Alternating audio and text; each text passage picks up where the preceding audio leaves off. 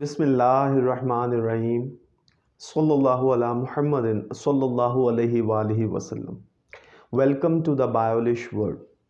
Viewers, हमारा application लिखने का एक क्वेश्चन एग्ज़ाम में आता है कि हमने एप्लीकेशन प्रिंसिपल को हेडमास्टर को लिखनी होती है, ठीक है जी, किसी इशू के मुतालिक जो हमारे इंस्टीट्यूट के रिगार्डिंग कोई इशू हो। फॉर एग्ज़ाम्पल, आपको कैरेक्टर सर्टिफिकेट चाहिए, आपको सिक लीव पर एप्लीकेशन आप लिखनी पड़ती है, आपको अर्जेंट पीस ऑफ वर्क पे लिखनी पड़ती है, आपको एनओसी ग्रांट ऑफ एनओसी के लिए लिखनी पड़ती है, आप लोगों को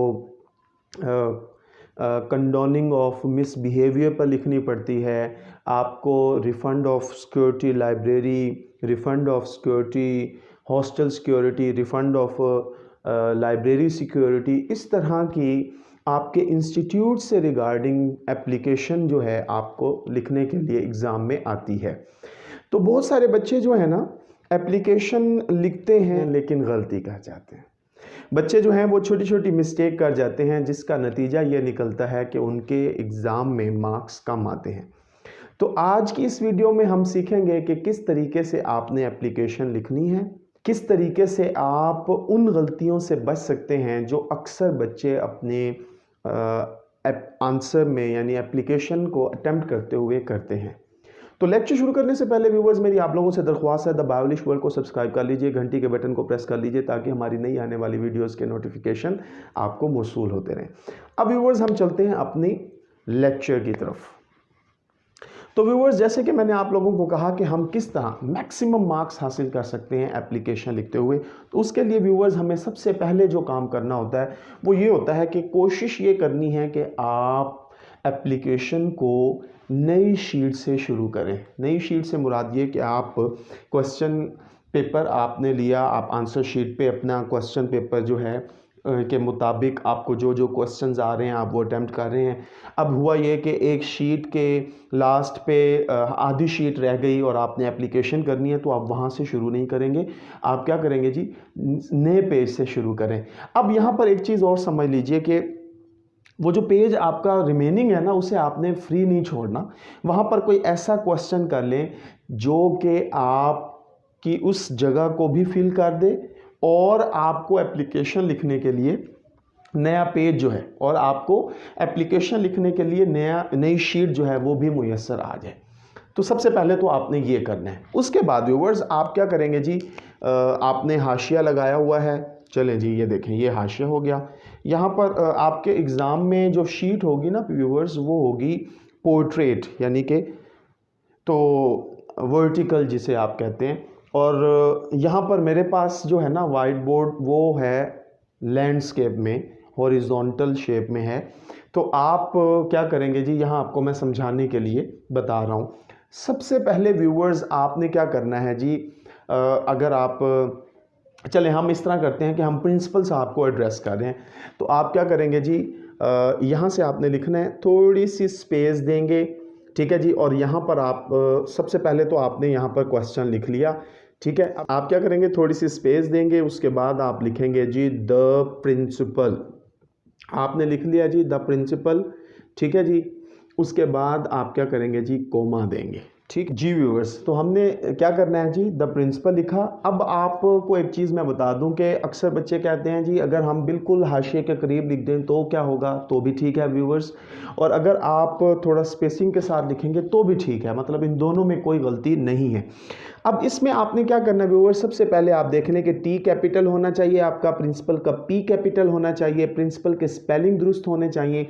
अब क्या मतलब, अक्सर जो होता है ना वर्ड, बच्चे क्या करते हैं, ये बेसिकली ना पेयर ऑफ वर्ड्स हैं, प्रिंसिपल और प्रिंसिपल, इन दोनों का डिफरेंस है। प्रिंसिपल PAL जो होता है वो होता है सरबरा, और PLE जो होता है वो होता है जी असूल। अब बच्चे क्या करते हैं, इसमें थोड़ी सी गलती करते हैं, वो मिसअंडरस्टैंड कर जाते हैं, वो PLE लिख देते हैं। तो आपने व्यूवर्स ज़रा तवज्जो करनी है कि प्रिंसिपल के स्पेलिंग PLE नहीं लिखने बल्कि PAL लिखना है। लास्ट पे आप क्या करेंगे व्यूवर्स, कोमा इस्तेमाल करेंगे, ठीक हो गया। अब ये आपकी पहली लाइन कंप्लीट हो गई। चार चीज़ें जहन में रखनी है, टी कैपिटल होना चाहिए, पी कैपिटल हो, प्रिंसिपल के स्पेलिंग ठीक हो और लास्ट पे आपने क्या करना है जी, कोमा देना है। उससे वेरी नेक्स्ट लाइन पे व्यूवर्स हम क्या करेंगे जी, हमने लिखना है जी गवर्नमेंट कॉलेज, ठीक है जी। अब ये देखें, अब इसमें हमने क्या करना है, ये देखें, गवर्नमेंट का जी कैपिटल होना चाहिए, ठीक है जी। उसके बाद कॉलेज का सी कैपिटल हो, कॉलेज के स्पेलिंग ठीक हो। अब इसका क्या मतलब है जी, कॉलेज में अक्सर बच्चे क्या करते हैं, COLLAGE करते हैं, जो कि गलत है। COLLEGE लिखना है तो वो दुरुस्त स्पेलिंग होंगे, ठीक है। उसके बाद आपने क्या करना है, कोमा देना है, जैसे कि हमने फर्स्ट लाइन में कोमा दिया था लास्ट पे। अब यहाँ पर एक और मैं चीज़ समझाना ज़रूरी समझता हूँ। अक्सर बच्चे क्या करते हैं, गवर्नमेंट इस तरह लिखते हैं, ये देखें।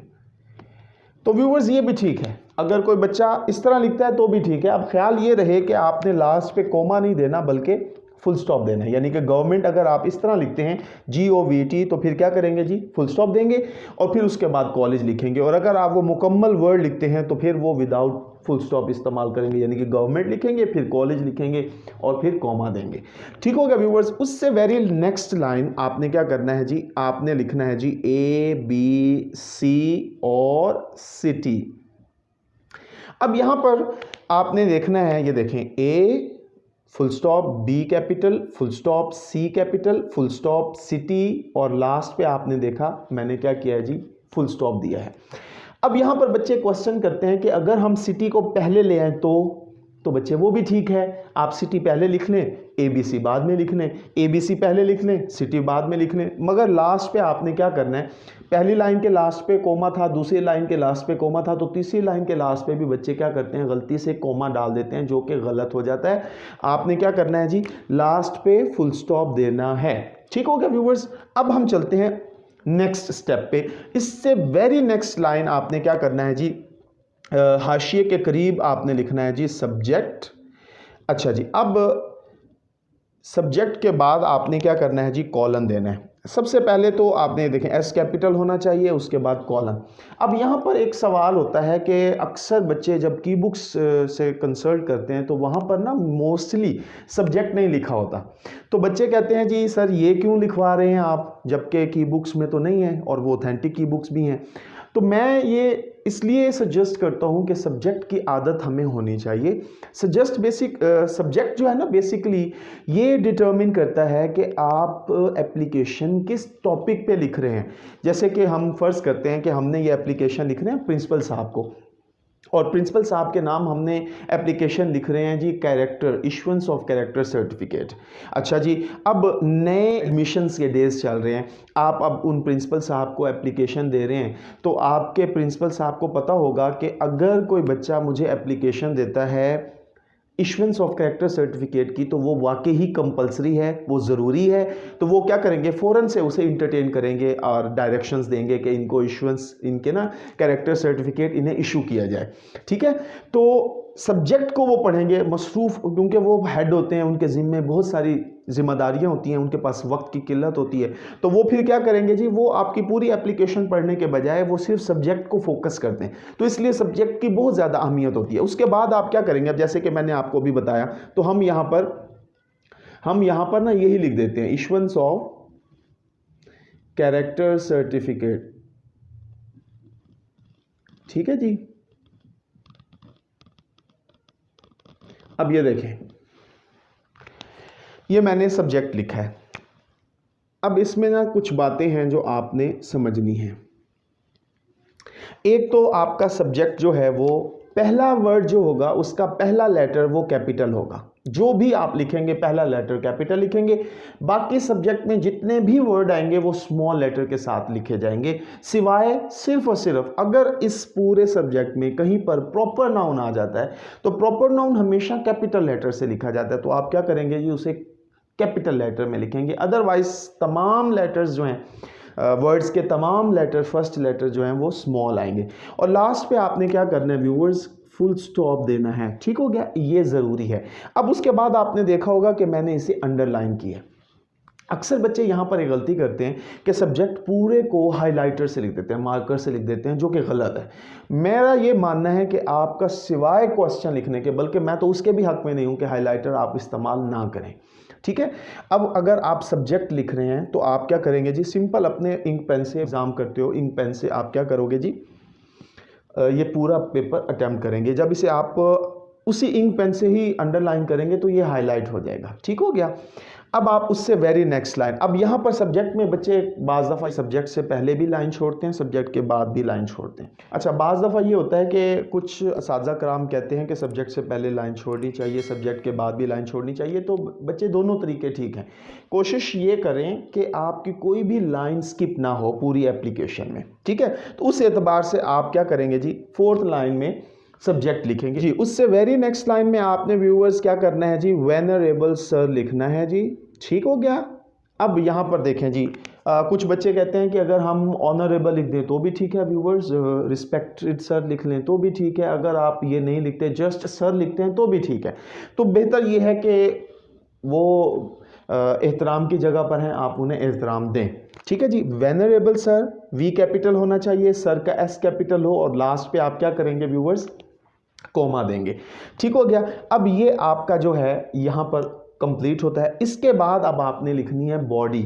अब बॉडी में आप क्या करेंगे, स्पेस देंगे, स्पेसिंग यहाँ पर जैसे आपने यहाँ स्पेसिंग दी है, मैंने आपको यहाँ पर बताया, अगर आप स्पेसिंग नहीं भी देते तो भी ठीक है।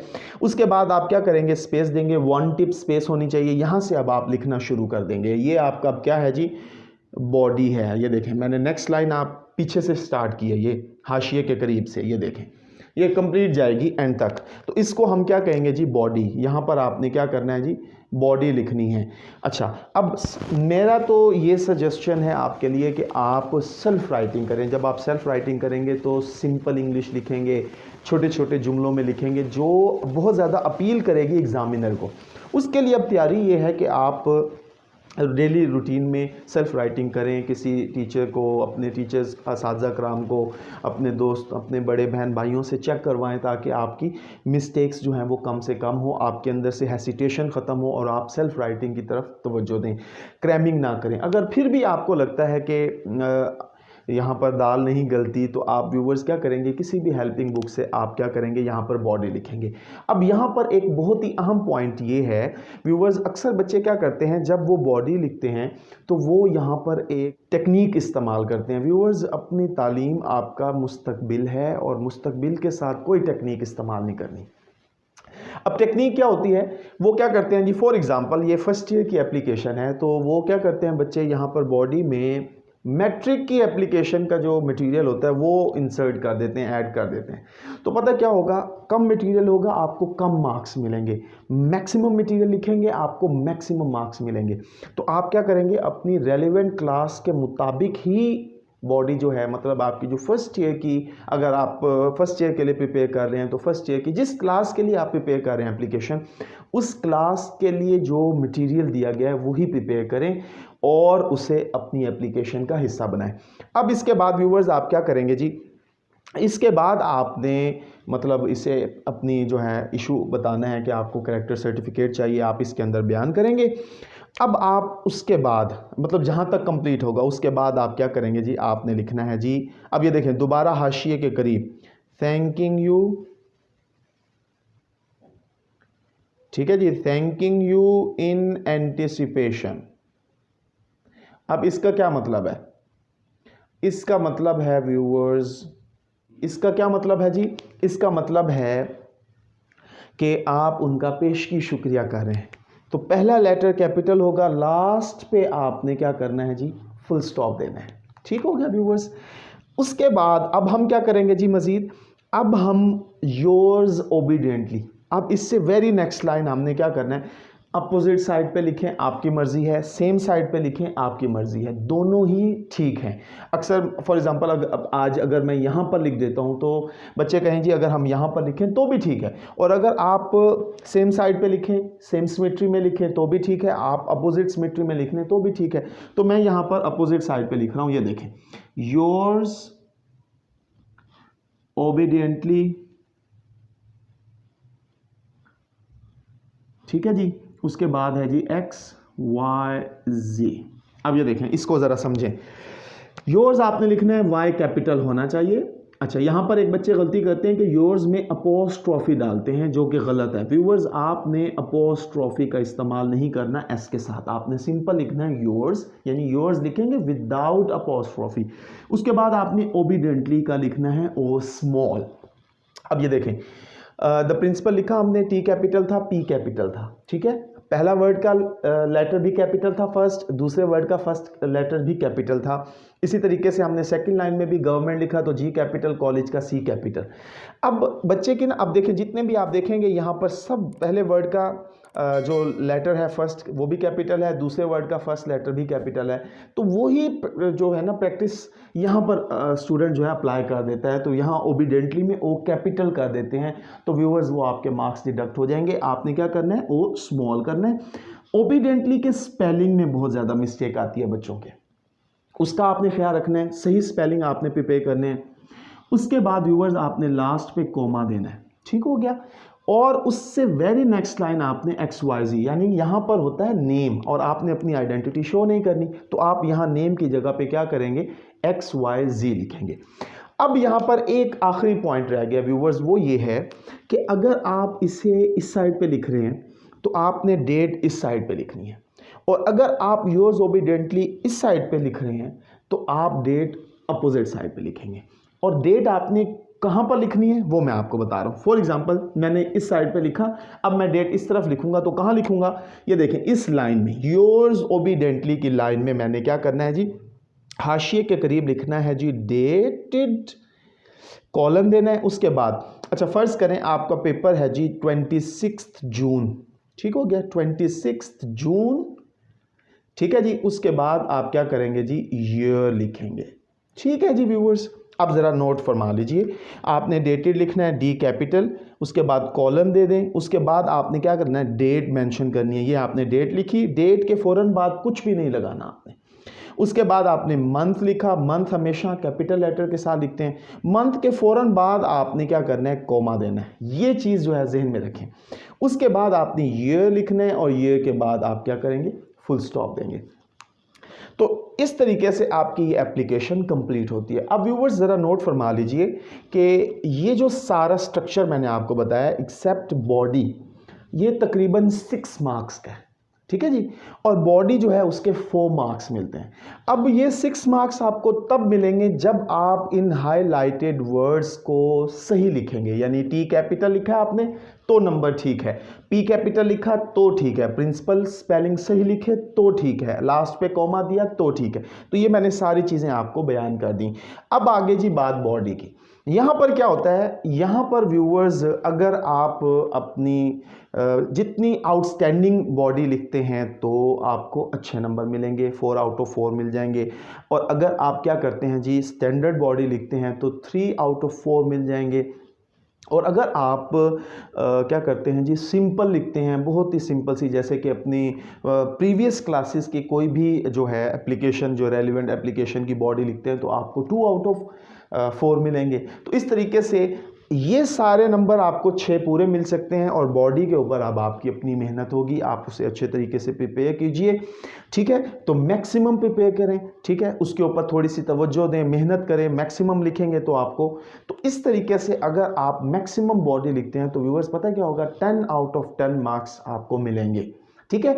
और अगर आप माइनर से भी मिस्टेक जो मैंने आपको समझाई है, अगर आप ये कर देते हैं तो व्यूअर्स आपके मार्क्स बहुत ज़्यादा डिडक्ट होंगे। जैसे कि आप यहाँ कॉलेज में कॉमा लगाना भूल गए, 1 नंबर डिडक्ट हो जाएगा।